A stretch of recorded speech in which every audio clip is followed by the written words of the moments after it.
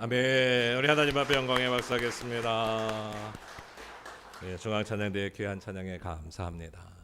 우리 옆에 분들과 함께 인사하시죠. 은혜와 평강이 함께 하시기를 바랍니다. 은혜와 평강이 여러분과 함께 하시기를 축복합니다. 우리가 살면서 얼마나 행복한지, 어떻게 하면 행복할 수 있는지에 대해서는 참 많은 고민을 하고 걱정도 하고 거기에 포커스를 맞춰 살아갑니다. 그런데 우리 예수님을 믿고 주님을 따르는 그리스도인들조차 얼마나 경건해야 하는지, 얼마나 경건한 생활을 내가 해야 할지에 대해서 별 관심이 없는 것처럼 보입니다. 제가 한 영화를 보았는데요, 한 나이가 지긋하신 유대인 한 사람이 테러 집단에 납치가 됐습니다. 그냥 죽인다고 총뿌리를 그의 머리에다가 겨누었습니다. 이제 곧 죽을 판입니다. 그런데 이 유대인이 뭐라고 읊조리는데요, 제가 아는 히브리 말로 이렇게 말하는 것을 들었습니다. 쉐마 이스라엘, 아도나이 엘로헤이누, 아도나이 에하드.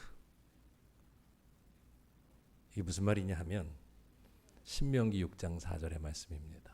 들으라 이스라엘아, 우리 하나님은 오직 유일하신 여호와 하나님이시니 너는 마음을 다하고 뜻을 다하고 힘을 다하여 내 하나님 여호와를 사랑하라.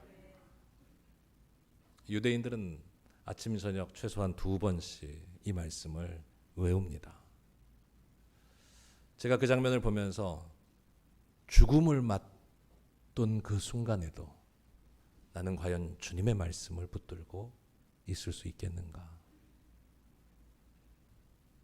하는 생각을 해보게 되었습니다. 우리의 안에 있는 모든 기쁨과 만족이 하나님께로부터 온다는 사실을 믿으십니까? 다시 묻겠습니다. 우리의 삶의 모든 만족과 기쁨이 우리 하나님으로부터 온다는 사실을 믿으십니까?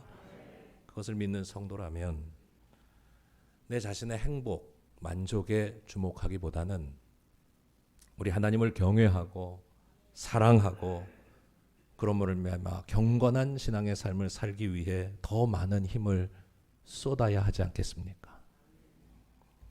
경건이라고 하는 단어가 한자어로는 이렇게 쓰는데요, 우러르고 받들어 공경하여 삼간다라는 뜻을 가지고 있습니다. 경건, 우러르며 받드는 무엇을요? 우리 그리스도인들에게는 분명하죠. 우리 하나님을 우러르고 받들며 공경하여 섬기는 삶입니다. 성경적인 의미에서의 경건은 분명합니다. 하나님과 늘 동행하며 산다.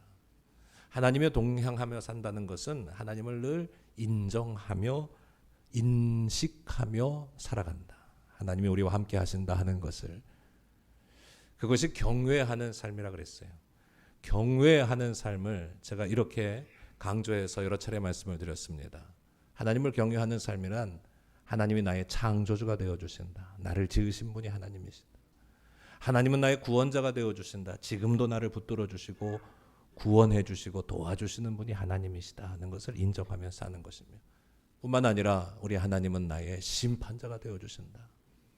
오늘 행한 나의 행위가 주님 앞에 가서 열매가 되어 결실이 되어 드러나게 될 것을 늘 생각하고 인정하며 사는 삶. 그러면 하나님을 떠나 살 수 없습니다.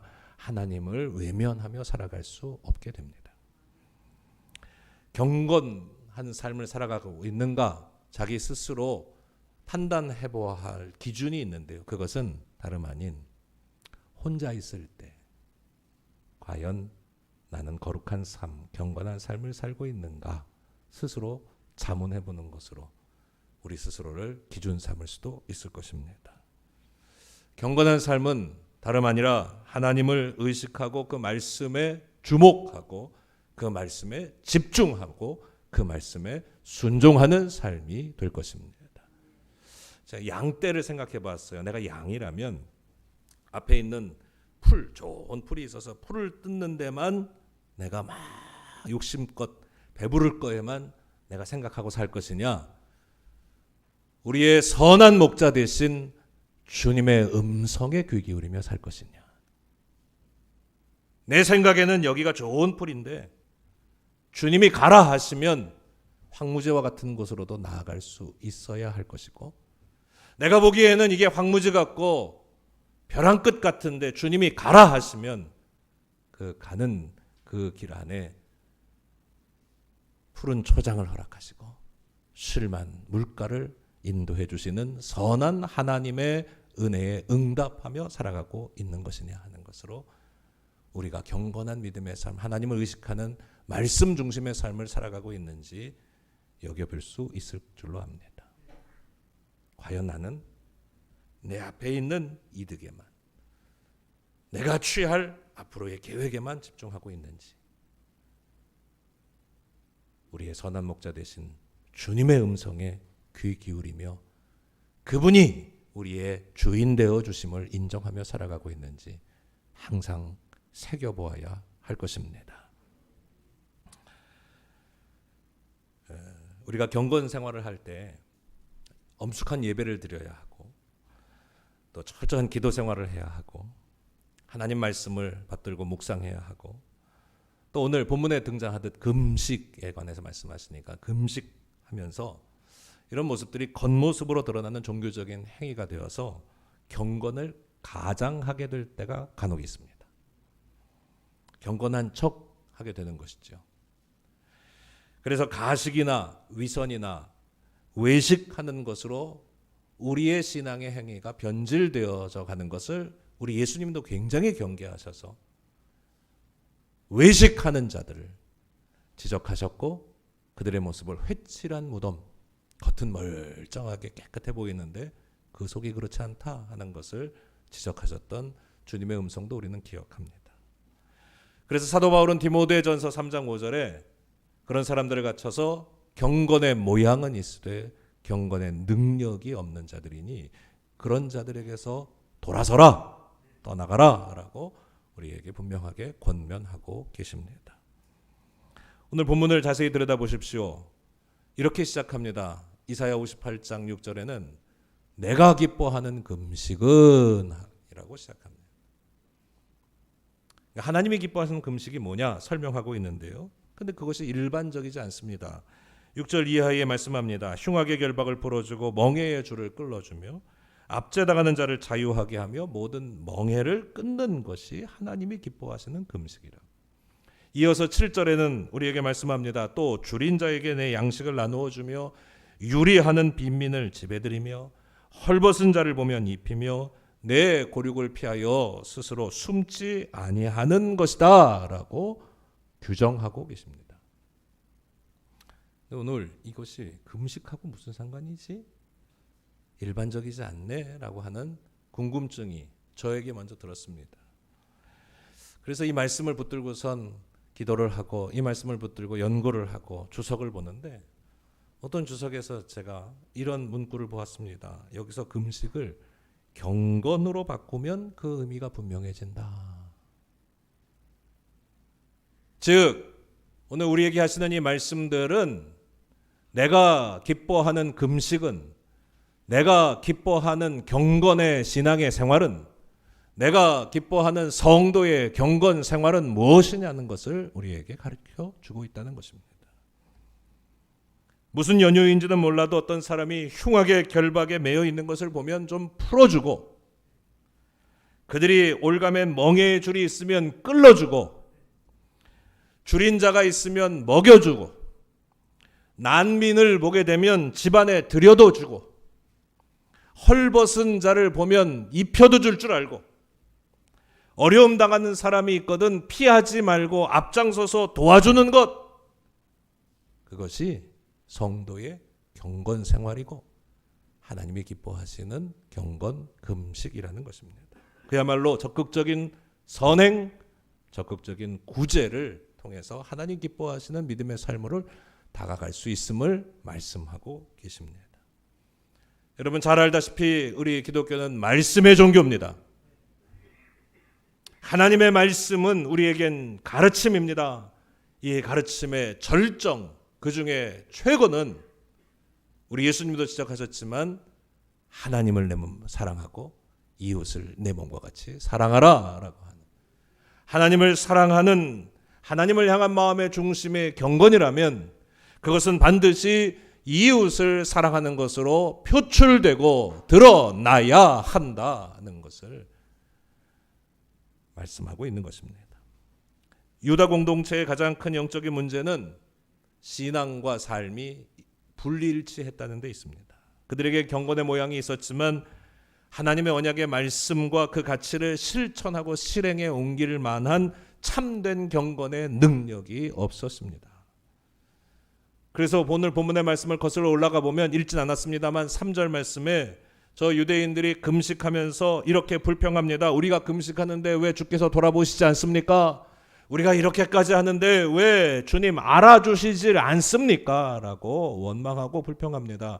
그랬더니 하나님이 즉각 응답하시기를 4절에 보라 너희가 금식하는 날에 오락을 구하며 온갖 일을 시키는도다. 너희가 행위의 금식은 있는데 그 안에 오락을 구하고 쾌락을 구하고 남한테 일은 다 떠먹게.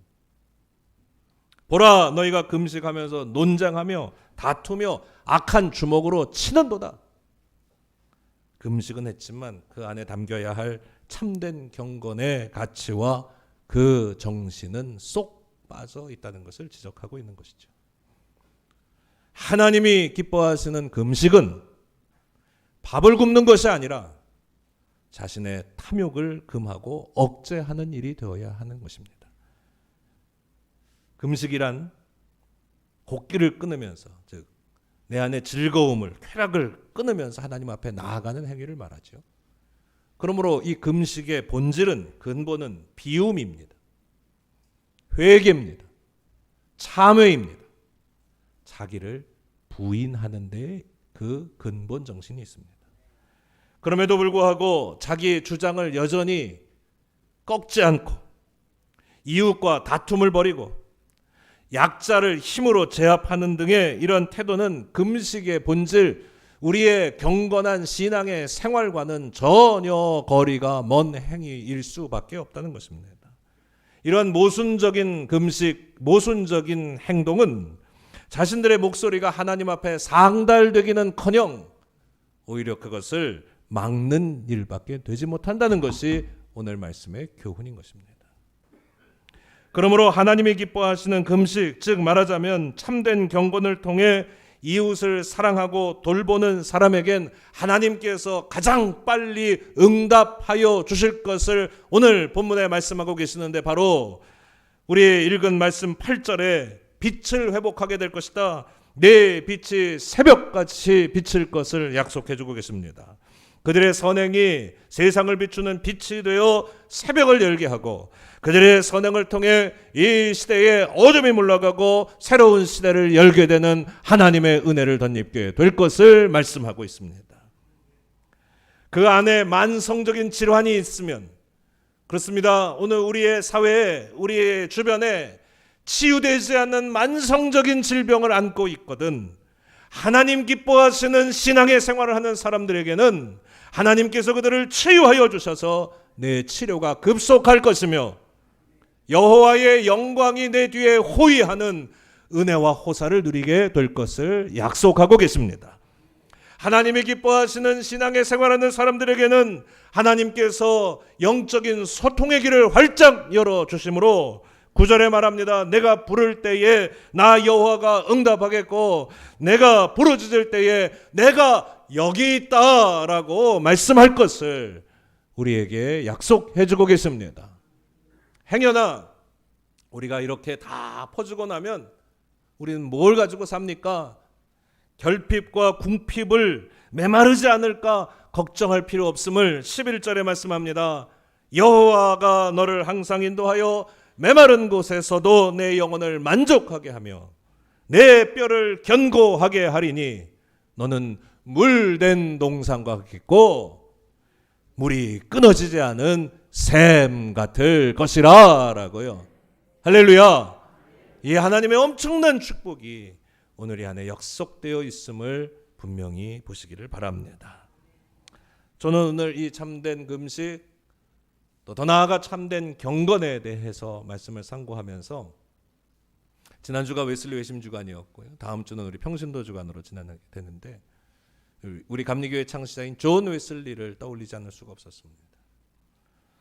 웨슬리가 일으켰던 모든 부흥운동을 가리켜서 웨슬리의 경건주의 부흥운동이다. 그냥 부흥이 아니라 경건한 신앙생활을 통한 하나님의 부흥이 일어났음을 규정하고 있습니다. 그 웨슬리의 경건주의 부흥운동은 세 가지 방향으로 진행이 되는데요. 첫째는 복음 전파입니다. 복음을 전파하여 영혼을 구원하게 하는 것이 첫 번째 사명입니다. 두 번째의 방향은 스스로, 오늘 우리 스스로가 경건한 신앙생활을 통하여 성결운동을 해야 한다. 홀리네스, 우리 스스로가 좀 성결하고 거룩해야 해요. 경건한 삶을 살아야 해요. 말이나 행동이나 언행에 있어서 깨끗하고 정결해야 해요. 그리고 날마다 새로워지기를 힘쓰는 성결운동이 두 번째 과제입니다. 세 번째 방향은 가난하고 소외된 사람들을 사랑으로 돌보는 박애운동, 즉 구체적인 선행, 구제와 선행이 집중됨으로 말미암아 웨슬리의 경건주의 부흥운동이 일어나게 되었다는 사실을 우리는 잘 알고 있습니다. 그래서 18세기에 영국에서는 이런 말이 유행했다고 합니다. 너희들 감리교인과 단 5분간만 대화해봐라. 당신도 감리교인이 될 것이다. 메소디스트가 될 것이다.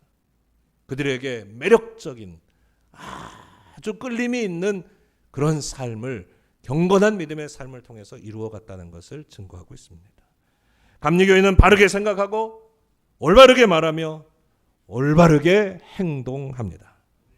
언어와 생활 습관을 개혁하고 내 개인의 성화가 나로만 그치는 것이 아니라 이것이 이 사회와 세상으로 연결되어 개인의 성화가 곧 사회의 성화를 이루도록, 그래서 이 성화의 은총 가운데 하나님께서 역사하심을 우리가 증거하고 드러내는 믿음의 삶으로 살아야 할 것을 강조하고 있습니다. 이 메소디스트 운동, 웨슬리안 무브먼트는 한마디로 실천적인 신앙의 운동입니다. 말씀과 가르침을 실제 생활에서부터 실천하며 그 믿음이 진짜인지 진정성을 보이게 되는 것입니다. 그래서 웨슬리는 강조합니다. 선을 행하는 이 선행은 구원의 외적인 증거로 드러나야 한다라고 말이죠. 선을 행하는 믿음을 향하여서 웨슬리는 이런 표현을 썼습니다. 얼마나 멋진 말인지 모릅니다. 여러분 새겨보시길 바랍니다. 사랑의 에너지로 가득한 믿음. 우리의 믿음이 어디 있느냐? 사랑의 에너지로, 사랑하는 능력으로 가득 찬 믿음이 되어야 한다. 자발적이고 적극적인 선행을 강조하면서 그의 일생의 모토로, 좌우명으로 이런 강조를 우리에게 남기고 있습니다. 내가 할 수 있는 모든 선을 행하라. 모든 힘을 다하여 선을 행하라. 모든 처지에서 선을 행하라. 모든 시간에서 선을 행하라. 모든 사람에게 선을 행하라. 살아있는 동안 선을 행하라. Doing good work, 선을 행하는 이 모든 일들을 위해서 웨슬리는 아주 지혜로워서 경제 지침도 우리에게 주고 있습니다. 우리 교인들이 돈의 사용법을 잘 알아야 이 돈을 잘 쓰는 것도 우리가 지혜로운 삶의 경건을 이루는 일이기 때문이죠. 그 use of money, 돈의 사용이라고 하는 유명한 설교에서 그리스도인들에게 있어서의 경제의 원칙을 제시하고 있습니다. 여러분 다 잘 아는 내용입니다. 그는 이렇게 선포했습니다. 할 수 있는 대로 많이 벌어라. 할 수 있는 대로 많이 저축하라. 어떤 분이 요한 웨슬리의 설교를 이렇게 들으면서 오늘 목사님 설교 끝내준다 그랬대요. 많이 벌어서 많이 저축하라. 근데 마지막 할 수 있는 대로 많이 주라. 에이 오늘 설교 잡쳤다 그리고 나가더라 합니다. 할 수 있는 대로 많이 주라. 우리는 기억합니다. 예수님이 가시는 곳마다 가난한 사람, 장애인, 환자들, 어린아이들, 죄인들과 같이 사회의 모든 소외계층과 어려운 사람들이 따랐던 것처럼 웨슬리에게도 관심사는, 우리 메소디스트 감리교인들에게도 관심사는 주님의 길을 따르는 일이 아닐 수가 없습니다. 그는 일생을 다하여 가난한 자들에게 자신의 것을 주는 사랑의 실천을 모범을 보였습니다. 하나님의 계명, 제1의 계명, 하나님을 사랑하고 내 이웃을 내 몸과 같이 사랑하라는 이 말씀을 어떻게 실천하면 좋을까? 그는 구체적으로 오늘에게 이렇게 소개하고 있습니다. 여러 차례 제가 말씀을 드렸습니다. 경건의 실천, 자비의 실천, works of piety, works of mercy. 하나님을 사랑한 자는 그 경건을 우리의 삶에서 실천하라. 이웃을 사랑하는 사람은 그 마음의 자비심을 실천하라. 웨슬리는 하나님과 이웃에 대한 완전한 사랑을 실천한 실천가였습니다. 사랑하는 여러분, 오늘 우리가 이 시대에 그리스도인으로, 저는 분파주의자는 아닙니다. 그렇지만 메소디스트로서의 자부심을 가지고 여러분들에게 이 말씀을 전합니다. 우리 하나님을 사랑하고 이웃을 사랑하며 구체적인 선을 행함으로 말미암아 우리의 삶에 하나님이 기뻐하시는 경건한 믿음의 삶을 이어가는 하나님 나라의 자녀들이 되시기를 주 예수 그리스도의 이름으로 축원합니다. 이 일들을 어떻게 실천할까 많은 고민 가운데에서 한 분이 떠올랐습니다. 제가 지지난주인가에 하형록 회장님의 페이버라고 하는 책을 소개해드렸는데 어떤 분이 벌써 그 책을 구입해서 읽으셨더라고요. 그분이 또 생각이 났어요. 그분이 쓰신 책이 P31, P31인데요. 베스킨 라빈스 아이스크림이 아닙니다. 여기서 P는 프로버브, 잠언서, 31은 31장. 그러니까 그가 큰 기업을 경영하는데 그 기업의 경영 이념을 뭘로 삼냐 하면 하나님의 말씀, 잠언서 31장을 가지고 이 기업을 경영한다라는 것입니다. 실천을 하길 힘쓰는 것이죠. 말씀을 살아내기 위해서. 근데 여러분들이 책을 읽어서 한번 보시면 제가 권면합니다. 좋겠지만 이분이 이 책을 읽으면 이 하나님의 말씀, 현숙한 여인에 관한, 이 현숙한 여인은 그냥 한 여성이 아니라 그리스도의 신부인 우리 모두를 다 대표하고 있는 것인데요. 이 말씀을 어떻게 고민하고 정말 적용하려고 애를 쓰고 있는지를 볼 수 있어서 참 감동이 되는 책입니다. 그의 경영 지침은 이렇습니다. 우리는 어려운 이들을 위해서 존재한다. 하나님이 기뻐하시는 기업은 고귀한 성품을 가져야, 높은 이상과 목적을 가져야, 그것은 뭐냐? 바로 남을 돕기 위한 기업이다. 세상의 기업은 이윤을 추구하는 것을 다 목적으로 하고 있습니다만 하나님의 기업은, 하나님의 기뻐하시는 기업은 남을 섬기고 돕기 위해 이윤을 추구해야 한다는 것을 강조합니다. 기업과 사회의 공의와 정의를 위해 공평한 수익의 배분을 위해 노력하면서, 이런 예를 듭니다. 팀 하스라고 하는 아주 유명한 설계 회사를 운영하고 있는데요. 예상 외의 수익이나 흑자가 발생하면 그것을 직원들과 공평하게 나누는 것을 당연시 한다는 것입니다. 이를 통해서 배울 수 있는 게 뭐냐 하면 정의의 실현, 이윤의 추구를 같이 나누는 것과 함께 직원들이 뭐를 느끼게 하냐면 풍성한 나눔을 느끼게 하고 하나님의 부요하심을 경험하게 할 수 있다는 것입니다. 하나님이 얼마나 부요하신 분인가. 그 글에 이런 말이 있습니다. 하나님의 방식으로 비즈니스하면 회사가 곧 교회가 되고 사업이 곧 사역이 된다라고 말하고 있습니다. 하나님이 원하시는 기업. 사랑하는 여러분, 오늘 우리의 가정이든 크고 작은 비즈니스든 우리가 하는 모든 일에서 하나님이 기뻐하실 만한 일들을 추구하는 경건한 믿음의 가치들을 실천에 옮길 수 있는 성도들이 되었으면 좋겠습니다. 참 어려운 일입니다. 우리가 다 이 팀 하스처럼 큰 기업을 운영할 수 있는 것도 아니고 말이죠. 그래서 어떻게 하면 우리가 경건한 삶을 이렇게 이어갈 수 있을까 기도하는 가운데 김익두 목사님이 갑자기 벌떡 생각이 났어요. 김익두 목사, 깡패였고 술주정뱅이였습니다. 사람들이 아침에 이렇게 빌었대죠. 오늘은 김익두를 안 만났으면 좋겠습니다. 그런 그가 예수 믿고 달라졌습니다. 변화됐습니다. 목사까지 되었습니다. 유명한 설교가가 되어서 부흥사가 되었는데 부흥회 가서 그는 이렇게 설교했습니다. 여러분, 한 번 사는 인생인데 이왕이면 하나님 믿고 복을 받아 사십시오. 내가 복 받는 법 4가지가 있습니다. 첫째는 주의를 잘 지키십시오. 그러면 은혜를 받습니다. 두 번째, 11조를 하십시오. 물질의 복을 받습니다. 세 번째, 새벽에 기도를 하십시오. 그러면 날마다 하나님이 당신을 형통한 길로 인도해 주실 것입니다.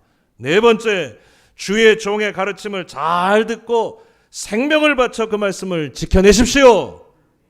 그러면 저처럼 복을 받습니다. 경건한 성도의 삶, 이것이 하나님의 은총과 축복으로 직결된다는 사실을 여러분 꼭 기억하셨으면 좋겠습니다. 제가 고속도로를 향해 운전을 하고 갔는데 서울쯤 들었는데 큰 교회 앞에 이런 슬로건이 붙어 있는 것을 보았습니다. 교회가 이 땅의 희망입니다. 그것을 보면서 가슴이 뭉클해졌습니다. 우리가 세상이 어쩌고 썩었고 병들었고 큰일 났고 맨날 탄식만 하고 있을 게 아닙니다. 교회가 이 땅의 희망이라는 말은 뭡니까? 그 구성원인 성도들이 이 땅에 희망이 되어야 한다는 것 아니겠습니까? 어떻게 해요? 하나님 잘 믿었고 그를 경외함으로 말미암아 하나님이 주신 영적인 가치들을 우리 안에 잘 품고 이 세상을 섬기며 사랑하는 삶을 살아가게 될 때에 이 시대의 질병들이 치유되고 우리 안에 있는 문제들이 해결되고 하나님께서 우리를 통해 일하시는 놀라운 역사를 밝히는 우리 성도들이, 우리 교회가 이 땅의 희망이 되어야 하지 않겠습니까? 그래야 우리 교회는 사회적인 공공성과 선을 실천할 줄 아는 공동체가 되어야 합니다. 치유하는 공동체. 그래서 오늘 13절의 말씀에 황폐된 곳, 파괴된 기초가 있는 곳, 무너진 데가 있으면 보수하고 수축해 하나님의 나라를 만들어가는데 쓰임받는 교회와 공동체가 되어야 합니다. 그 출발이 바로 우리 성도들의 경건한 신앙의 생활, 믿음의 삶을 통해 이루어진다는 사실을 기억하시기를 바랍니다. 오늘 말씀이 이렇게 시작하죠. 내가 기뻐하는 금식. 우리가 만약에 금식을 할 일이 생긴다면 금식하는 이유가 있어야 되겠죠. 금식을 하는 이유 가운데 중요한 것은 내가 하나님의 특별한 능력을 좀 받아서 하나님의 특별한 은혜를 좀 입어서 뭘 하려고요? 내 소망을 이루어가는 것, 내 계획을 성취해가는 것, 그것은 아주 일부분에 불과할 겁니다. 하나님의 특별한 은혜와 능력을 힘입어서 우리가 금식을 해야 한다면 그것은 그 능력을 힘입어 하나님 말씀, 어려운 말씀, 순종하기 힘든 말씀을 받들어 순종하는 데까지 이르려고 하는 방향과 목적이 있어야 한다는 사실입니다. 이것을 바꾸어서 우리가 신앙생활하고 경건한 믿음의 삶을 살아가는 것으로도 연결된다면 하나님의 은혜를 입은 오늘 우리는 지금은 비록 내가 하나님의 뜻을 받들어 섬길 만한 실력과 능력은 부족하지만 내가 지금은 비록 이 하나님의 말씀에 온전히 그 뜻대로 살아내기 어려운 형편의 삶을 살아가고 있지만 그러나 하나님 은혜 주셔서 하나님 능력 주셔서 내가 하나님 말씀 받들고 살겠습니다. 하나님 말씀을 순종하며 살겠습니다. 하나님의 말씀대로 따라 살겠습니다.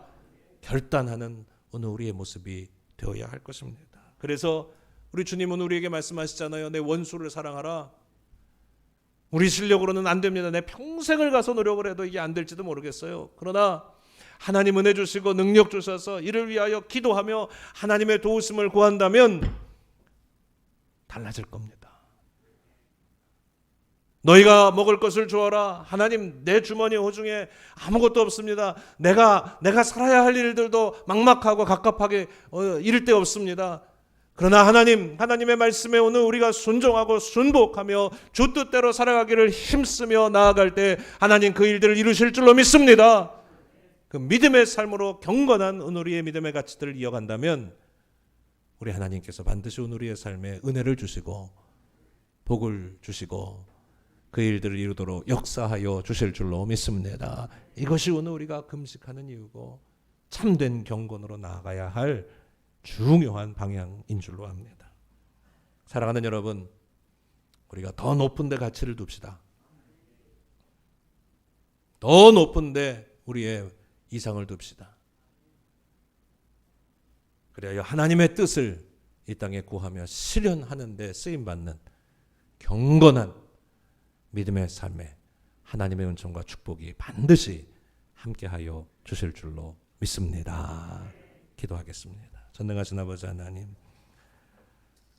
오늘 우리의 삶에 하나님이 기뻐하시는 경건한 믿음의 삶을 실천할 수 있는 은혜를 허락하여 주시옵소서.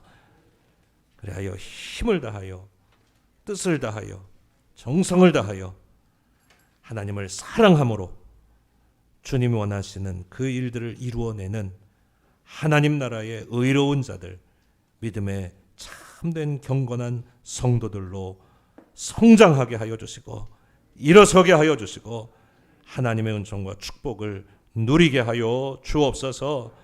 우리 주 예수 그리스도의 이름으로 간절히 기도드립니다. 아멘.